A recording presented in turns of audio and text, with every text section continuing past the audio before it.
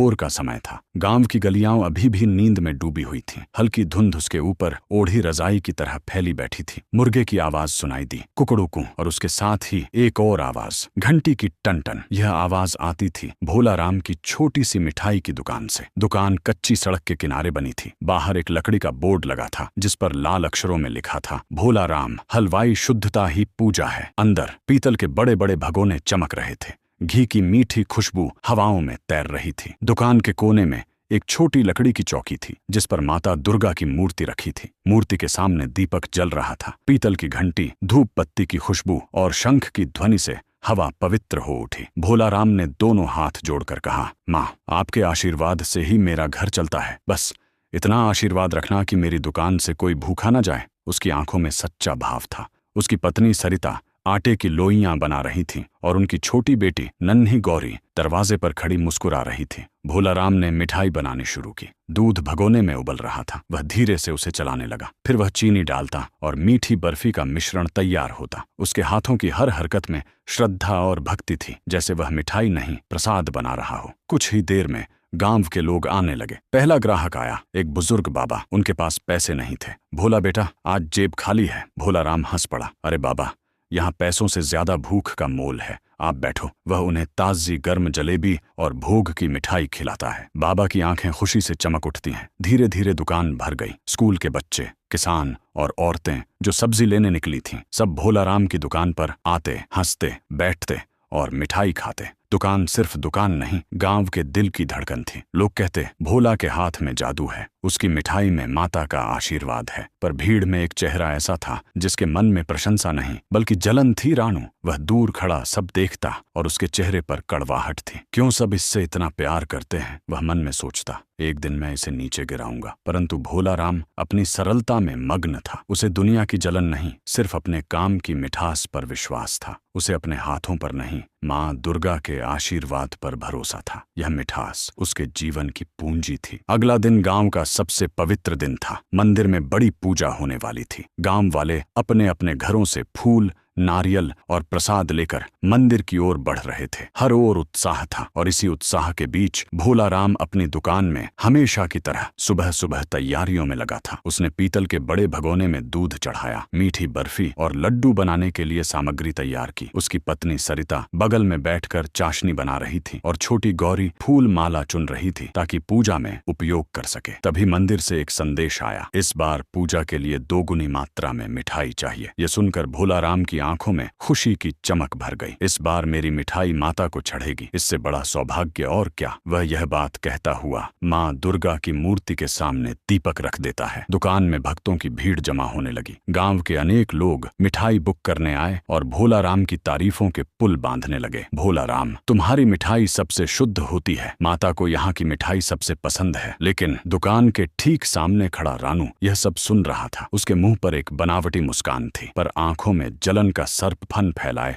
झूल रहा था। वह धीरे धीरे दुकान के पास आया और व्यंग्य भरी आवाज में बोला, अरे भाइयों, मिठाई कोई भी बना लेता है, इतना बड़ा भाव क्यों? गांव वालों ने हंसते हुए उत्तर दिया, मिठाई कोई भी बना लेता है, पर बात सिर्फ हाथ की नहीं, मन की होती है। रानू के चेहरे की मुस्कान तुरंत गायब हो गई। भीड़ छंटने के बाद उसने भोला राम से कहा, इतने ऑर्डर मिल रहे हैं, देखना एक दिन इसी मिठाई से तेरा नाश होगा। भोला राम ने शांत स्वर में उत्तर दिया, मेरे लिए यह सिर्फ मिठाई नहीं, प्रसाद है। मैं इसे माता को समर्पित करता हूँ। और वह अपने काम में लग गया। पर रानू चुप नहीं बैठा था। उसने धीरे धीरे गांव में बातें फैलाना शुरू कर दिया। भोला राम दिखावा करता है, अंदर से बहुत चालू है, पैसे बनाने का तरीका है ये सब। कुछ लोग चौंक जाते, लेकिन फिर तुरंत बोलते, रानू तू बेवजह बकवास मत कर। पर रानू रुकने वाला नहीं था। जलन उसे अंदर से खाए जा रही थी। उसे लगा जैसे भगवान ने भोला राम को सब कुछ दे दिया और उसे कुछ नहीं। उसने मन ही मन संकल्प लिया, कल पूजा है, कल ही भोला राम का सम्मान और विश्वास दोनों खत्म कर दूंगा। उसकी आंखों में एक खतरनाक चमक थी। उधर भोला राम खुद को माँ के भजन में डुबो चुका था। छोटी गौरी के साथ बैठकर वह लड्डू गोल कर रहा था। सोने जैसी रंग वाली मिठाई के ऊपर काजू और इलायची की खुशबू छाई थी। उसने आसमान की ओर देखा और मुस्कुराते हुए कहा, माँ बस इतना ध्यान रखना कि कोई भूखा ना जाए। भोला राम को नहीं पता था कि आने वाला दिन उसकी जिंदगी बदल देगा। सुबह की पहली लालिमा आसमान में फैलने लगी थी। मंदिर में आज भव्य पूजा का आयोजन था। गांव में उत्साह का माहौल था। ढोल और शंख की आवाजें हवा में घुल रही थीं। भोलाराम बहुत जल्दी अपनी दुकान पहुंच गया था। भगोने में दूध चढ़ चुका था। पत्नी सरिता चाशनी तैयार कर रही थी और छोटी गौरी मंदिर में फूल चढ़ाने के लिए तैयार हो रही थी। आज भोलाराम किसी मिठाई नहीं, माँ का प्रसाद बना रहा था। उसने दीप जलाया और हाथ जोड़कर बोला, माँ, आज जो भी बनेगा सिर्फ आपके लिए है। उसकी आंखें श्रद्धा से भरी थीं। वह लड्डू और बर्फी बनाने में मग्न था। धीरे धीरे पूरा भगोना मिठास से भर गया। खुशबू पूरे वातावरण में तैर रही थी, घी, इलायची और भक्ति की महक। लेकिन दुकान के दरवाजे के बाहर परछाइयों में कोई और दिख रहा था। रानू। उसकी आंखों में नीचता की चमक थी। आज वह भोलाराम को गिराने आया था। वह इंतजार करने लगा कि कब भोलाराम दुकान के पीछे जाएगा। अचानक भोलाराम को याद आया कि पूजा के लिए दिया लेने मंदिर जाना है। वह सरिता से बोला, मैं दिया लेकर आता हूँ, तुम यहाँ देखना। भोलाराम दुकान से बाहर चला गया। सरिता भी पीछे स्टोरेज में चली गई और दुकान में बस कुछ सेकंड का अकेलापन था। रानू ने तुरंत मौका पकड़ा। वह चुपचाप अंदर घुसा। उसने चारों ओर देखा कि कोई उसे देख रहा हो या नहीं। उसकी जेब में एक छोटी सी थैली थी, नमक की थैली। उसने मिठाई के बड़े भगोने में नमक डालना शुरू किया। उसकी आंखों में पागलपन था। अब देखकर मजा आएगा, वह बुदबुदाया। नमक सफेद चीनी में ऐसे घुल गया जैसे झर चुपचाप किसी की रगों में घुसता है। इतने में गौरी दुकान के दरवाजे पर आ गई। रानू घबराया, थैली पीछे छुपाई और तुरंत निकल गया। गौरी ने उसे देखा लेकिन समझ नहीं पाई। कुछ देर बाद सरिता वापस आई और मिठाई को प्रसाद के लिए सजाने लगी। सारा प्रसाद मंदिर ले जाया गया। पूजा पूरी हुई, मंत्र गूंजे और माता को प्रसाद चढ़ाया गया। लेकिन जैसे ही गांव के लोग प्रसाद खाने लगे, हर चेहरे का रंग बदल गया। मीठे की जगह नमकीन स्वाद। सब चिल्लाने लगे, ये क्या? प्रसाद में नमक? और गुस्से का तूफान भोलाराम की दुकान की ओर बढ़ने लगा। आज सिर्फ प्रसाद में नमक नहीं मिला था, भोलाराम की प्रतिष्ठा में जहर मिलाया गया था। मंदिर में जैसे ही प्रसाद बांटा गया, सभी के चेहरे पर पहले उत्साह और श्रद्धा थी, पर जैसे ही मिठाई उनके मुंह में गई, अचानक ही पूरा वातावरण बदल गया। पहला कौर छकते ही एक बुजुर्ग ने थूक दिया, ये क्या है? मिठाई में नमक? दूसरे ने चिल्लाया, प्रसाद में नमक मिलाया गया है, ये अपमान है। क्रोध की लहर फैलने लगी। लोगों के गुस्से ने आग पकड़ ली। यह प्रसाद है, मजाक नहीं। जिसने यह बनाया है वही जिम्मेदार है। और सबकी निगाहें एक ही नाम पर टिक गईं, भोलाराम। किसी ने कहा, यह मिठाई भोलाराम ने बनाई थी, उसी की दुकान चलो। गुस्से से भरी भीड़ भोलाराम की दुकान की ओर बढ़ने लगी। धूल उड़ रही थी, आवाजें गूंज रही थीं। भोलाराम बाहर आ, प्रसाद में नमक कैसे आ सकता है? ये पाप किया है तूने। भोलाराम, जो दुकान में दीपक जला रहा था, चौंक गया। उसने बाहर देखा, दर्जनों लोग दौड़ते हुए आ रहे थे। क्या हुआ? उसकी आवाज कांप रही थी। भीड़ दुकान पर टूट पड़ी। हम सबकी श्रद्धा से खिलवाड़ किया है तूने। एक आदमी ने काउंटर पर लात मारी, दूसरा ने मिठाई के भगोने गिराए। पीतल के बर्तनों की आवाजें चारों ओर गूंजने लगीं। सरिता ने बेटे की तरह उस दुकान को बचाने की कोशिश की। हमने कुछ नहीं किया, विश्वास करो। पर किसी ने नहीं सुना। किसी ने भोलाराम की कॉलर पकड़ ली और कहा, तूने मंदिर का प्रसाद खराब किया, तू अब गांव में रहने लायक नहीं। भोलाराम ने रोते हुए कहा, मैं माँ दुर्गा का भक्त हूँ, मैं ऐसा कैसे कर सकता हूँ? मैं कसम खाता हूँ, मैंने नमक नहीं मिलाया। लेकिन अब भीड़ सुनने के मूड में नहीं थी। भीड़ का गुस्सा इतनी तेज था कि सच्चाई दब गई और इस अफरा तफरी में थोड़ी दूरी पर खड़ा एक व्यक्ति मुस्कुरा रहा था। रानू। उसकी आंखों में जीत की चमक थी। बस अब ये खत्म, वह धीमे से फुसफुसाया। भीड़ ने दुकान की छत तोड़ी, काउंटर पलट दिया और मिठाइयां जमीन पर फेंक दी। भोलाराम घुटनों पर गिर गया। उसके हाथ नमकीन मिठाई से भरे थे, पर आंसू उससे ज्यादा नमकीन थे। उसने आसमान की ओर देखा। माँ, मैंने कुछ नहीं किया, आप जानती हैं ना? गौरी रोते हुए पिता से लिपट गई। सरिता टूट चुकी थी। उनकी मेहनत का हर टुकड़ा भीड़ के पैरों तले कुचला जा रहा था। दुकान जिसे भोलाराम ने भक्ति, परिश्रम और प्रेम से बनाया था, आज धूल में मिल चुकी थी। सब चले गए, पर शब्द हवा में लटके थे। धोखेबाज, प्रसाद का अपमान,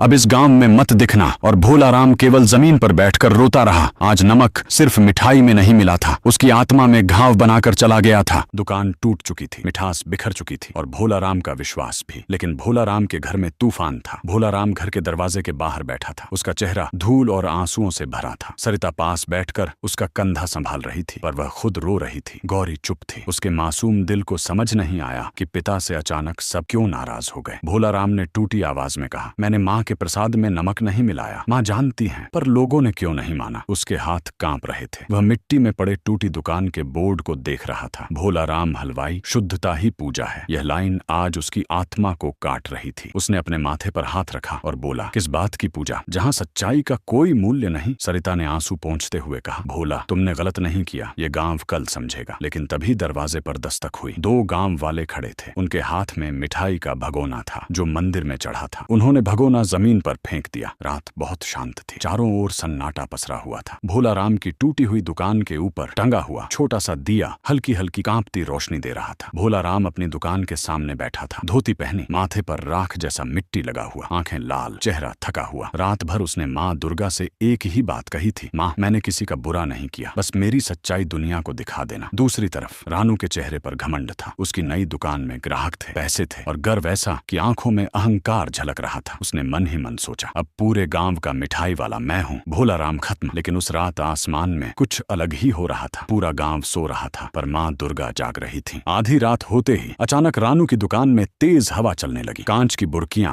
आपस में टकराने लगी, बर्तन गिरने की आवाजें उसके कानों में गूंजने लगी। रानू घबरा गया, कौन है, कौन है वहां? अचानक बिजली की तेज चमक आकाश में फटी और माँ दुर्गा का सिंहासन जैसा दिव्य प्रकाश क्षण भर के लिए दिखाई दिया। साथ ही एक अदृश्य शक्ति ने रानू की दुकान के साइन बोर्ड को गिरा दिया। उसकी दुकान के अंदर के सारे मिठाई के डिब्बे अपनी जगह से हिलने लगे। एक तेज हवा आई और दुकान की लालटेन फूटकर गिर पड़ी। ठप! आग की छोटी लपट उठी। रानू भागा पर तभी उसके दाहिने हाथ में गहरी चोट लगी, उसी हाथ में जिससे उसने भोला राम की मिठाई में नमक मिलाया था। वह दर्द से चिल्लाया, आहा मेरे हाथ, ये क्या हो रहा है? जैसे किसी दिव्य शक्ति ने उसे रोक दिया था और उसी क्षण उसके कानों में एक स्त्री स्वर गूंजा, अन्न में मिलावट करने वाला माँ के भोग का अपमान करता है। आवाज शक्तिशाली थी पर शांत भी। रानू जमीन पर गिर गया, उसका हाथ बुरी तरह दर्द कर रहा था। उसने डरते हुए कहा, माँ मैं माफी चाहता हूँ, मुझे नहीं पता था, लेकिन दिव्य न्याय होना बाकी था। तेज हवा, आग की छोटी लपट और गिरता साइन बोर्ड। कुछ ही क्षणों में रानू की दुकान पूरा नष्ट हो गई। भोला राम की टूटी दुकान के सामने खड़े होकर उसने कहा, मैंने नमक मिलाया था मिठाई में, मैं ही दोषी हूँ। वह जमीन पर गिर पड़ा और भोला राम के चरण पकड़ लिए। भोला राम की आंखों में आंसू आ गए पर क्रोध भी। तूने ऐसा क्यों किया रानू? मैंने तो कभी तेरे साथ गलत नहीं किया। रानू फूट फूट कर रो पड़ा। ईर्ष्या, बस ईर्ष्या ने अंधा कर दिया। सुबह होने तक पूरा गांव इकट्ठा हो चुका था। भोला राम की सच्चाई सामने आ चुकी थी। गांव वालों ने रानू को गांव से बाहर निकाल दिया और उसी क्षण मंदिर की घंटियां अपने आप बजने लगी, जैसे माँ दुर्गा कह रही हूँ, सत्य कभी हारता नहीं। देर होती है, अंधेरा गहरा होता है, पर सूरज फिर उगता है।